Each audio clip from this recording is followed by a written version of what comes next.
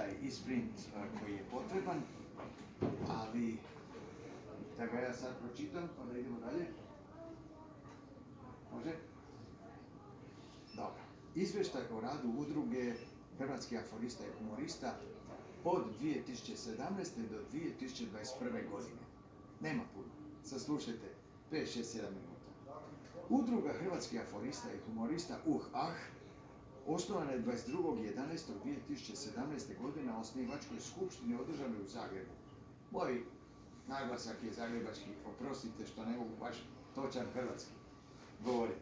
Registriranje udruge izvršeno je dobivanjem rješenja nadležnog državnog tijela, nakon čega je udruga djelovala sukladno statutu i programu rada. Glavni dio programske aktivnosti vodio je i usmjeravao upravni odbor uz doprinos stalnih i povremenih radnih tijela. Svake godine održane su u prosjeku 4 sjednice upravnog odbora na kojima su razmatrana pitanja učlanjenja novih članova, osiguravanja novčanih sredstava za rad, pokretanja i održavanja nakladništva, sudjelovanja na predstavljanjima zbirki naših članova te aforističkog, humorističkog i satiričkog stvaralaštva, dodjela je povelja i priznanja istaknutim članovima udruge za doprinos aforističkog, humorističkog stvaralaštvu i drugo. Tijekom posljednjih 4 godina članovi udruge objavili su svake godine opet u prosjeku 10-ak novih zbirki aforizama i nastupili na knjižnim večerima predstavljajući svoje radove. Uz to su redovito objavljivali u aforističkim i humorističkim časopisima u zemlji i inozemstvu. Neki su za svoje aforističko i humorističko stvaralaštvo dobili priznanja na međunarodnim književnim priredbama. Svake godine dodjeljivali smo priznanja za najbolju zbirku aforizama naših članova. Objavljivanje prvog i drugog zbornika Zlatni rez i Biseri uma, u kojima su zastupljeni radovi članova udruge, bilo je moguće doprinosom do predsjednika udruge Tomislava Sušeka, koji je osigurao donatore i novčana sredstva.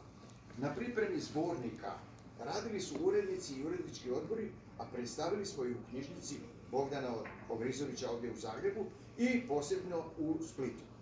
10 obvezatnih primjeraka zbornika redovito pohranjujemo u Nacionalnoj i sveučilišnoj knjižnici u Zagrebu za potrebe sveučilišnih knjižnica u Hrvatskoj.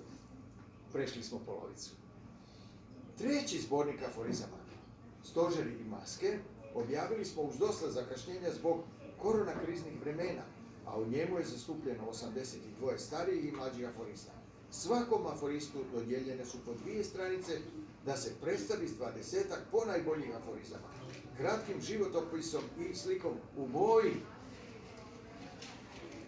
Elektroničku inačicu svakog zbornika do sad dijelimo besplatno preko službene mrežne stranice udruge i osobnim kontaktima po cijelom svijetu.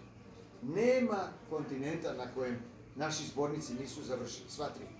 Zahvaljujući međusobnim vezama, ja vam kažem ove slike sada, ići će prvo u London, posebno prijatelju koji je tražio da mu pošaljemo. 4. zbornik aforizama za 2021. ovu godinu namjeravamo otisnuti u siječnju 2022. A rok za slanje radova istječe krajem prosinca ove godine. Svaki autor redovito dobiva svoj besplatni primjerak zbornika koji se tiska i distribuira od godišnjih članarina od 100 kuna. Znači, to je taj razlog zašto je 100 kuna, zašto nije 10. Što trebamo to otisnuti i poslati. Dakle, ni za što drugo ne upotrebljavamo taj novac, nego samo za to. Koji će biti točan naslov tog zbornika, ne znamo još. Nešto možda cjepivo, najbolje cjepivo ili ne znam.